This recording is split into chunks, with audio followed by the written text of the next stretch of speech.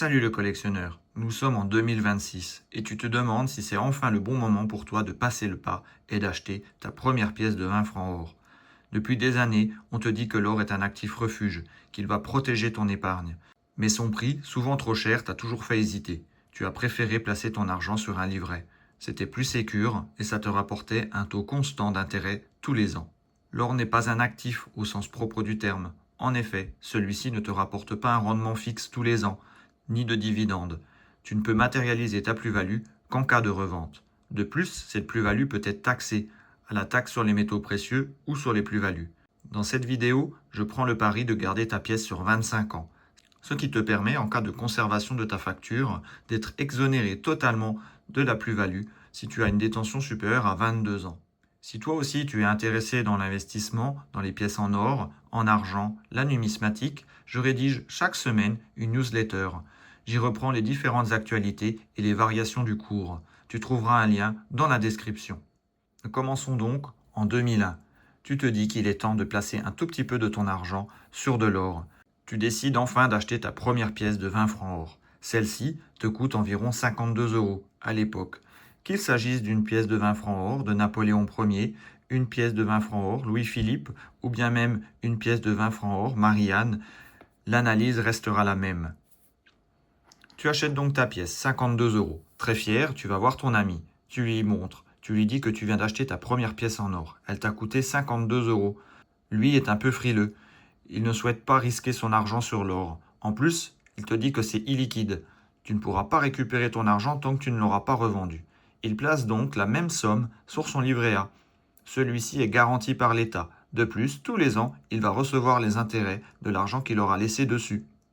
Convaincu que tu as fait le bon choix, vous vous dites au revoir et vous décidez de vous revoir tous les 5 ans afin de faire le point sur votre placement.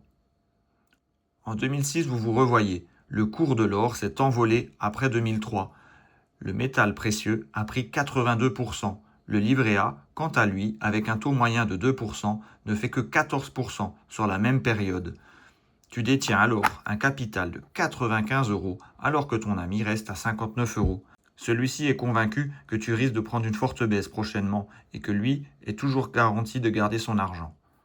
Vous vous revoyez donc en 2011. Mais que s'est-il passé? En 2008, la crise des subprimes, crise financière qui a fait exploser littéralement le prix de l'or. Celui-ci a pris sur 5 ans 163%. Tu te retrouves avec ta pièce de 20 francs or qui vaut maintenant 250 euros.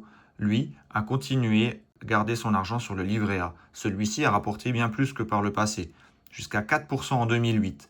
Il détient maintenant 67 euros. Cette crise ne lui aura pas été profitable. Il reste convaincu qu'il faut détenir l'argent sur son livret, qu'il peut l'utiliser à tout moment et qu'un jour, il sera bien content de ne pas avoir risqué son investissement dans une pièce en or. Vous vous revoyez maintenant en 2016. Cette fois-ci, ton ami est très fier de lui. Il te dit « Ah, tu vois, l'or, de 2011 à 2016, a perdu de la valeur. Son prix a corrigé d'environ 12%, ce qui n'est pas très élevé, tu me diras, sur l'investissement total. Tu te retrouves alors avec une pièce qui vaut maintenant 220 euros. Ton ami, quant à lui, a vu son patrimoine continuer à grandir. Doucement. Il possède maintenant 72 euros. Il vient de faire 8% de croissance sur 5 ans. Ce n'est pas grave, tu es sûr que sur le long terme, tu continueras à prendre de la valeur avec ta pièce en or. Vous vous revoyez maintenant en 2021. Et que s'est-il passé? La crise du Covid. En 2020, l'or a explosé une nouvelle fois. Sur 5 ans, ton placement vient de te rapporter 39%. Ton ami, lui, avec son livret A, vient de gagner 4%. Tu te retrouves en 2021 avec une pièce qui vaut 305 euros. Ton ami, sur son livret A, possède 75 euros. Nous voilà maintenant en 2026. Tu revois ton ami et tu refais le point sur 25 ans de placement. Ta pièce en or a littéralement explosé. Celle-ci vient de prendre 152% sur les 5 années qui ont suivi. Ton ami, avec son livret A, lui, n'a pris que 11%. Tu détiens maintenant un capital de 770 euros placé dans ta pièce en or. Ton ami, lui, 83 euros. Tu souhaites quand même profiter de ton épargne. Tu revends donc ta pièce en or, 770 euros. Tu l'avais payée à l'époque 52 euros. En plus, tu as gardé la facture d'achat. Tu es défiscalisé sur la plus-value. Tu enregistres donc un gain de 687 €. Ton ami, lui, retire également l'argent de son livret A. Celui-ci n'étant pas taxé, il récupère 83 €. Sur 25 ans, la pièce de 20 francs or a vu son prix multiplié par 14,8, soit plus 1380%.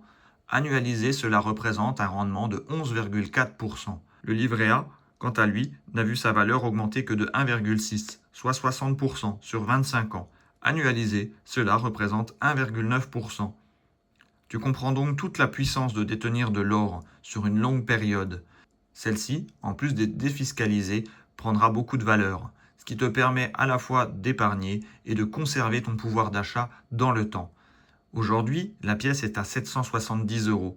Je pense qu'il n'est pas trop tard pour acheter de l'or, mais ça commence à devenir difficile. En effet, en 2001, 50 €, tout le monde pouvait la mettre dans une pièce en or. Aujourd'hui, 770 €, ça devient beaucoup plus compliqué. Dans le temps, cela restera très certainement un très bon investissement. Néanmoins, les performances passées ne préjugent pas des performances futures. Il est fort possible que l'or, qui reste un actif volatile, puisse baisser de 50% durant les prochaines années, avant de repartir à la hausse et refaire plus de 100%. Sur une courte période de temps, ça reste un actif qui peut s'avérer risqué. Si tu as besoin de récupérer ton épargne, tu t'exposes à deux problèmes. Premièrement, le risque d'illiquidité. En effet, si personne ne veut racheter ta pièce, tu ne peux pas récupérer ton argent, ce qui est peu probable entre nous. Deuxièmement, tu es sujet aux variations du cours. Si tu achètes ta pièce aujourd'hui et qu'au bout de 10 jours elle fait moins 10%, tu matérialiseras une perte. Le livret A, quant à lui, bien que le rendement soit faible, est disponible à tout moment et jamais fiscalisé. Investir dans les métaux précieux comporte des risques, ce n'est pas fait pour tout le monde. Il faut uniquement y placer l'argent dont tu n'as pas besoin, en tout cas pas à court terme. Cette vidéo ne représente bien évidemment pas un conseil en investissement. Je te partage juste mon analyse et les performances de l'or. Si tu as aimé cette vidéo, je t'invite à liker, partager et t'abonner pour ne pas rater mes prochaines vidéos. À bientôt!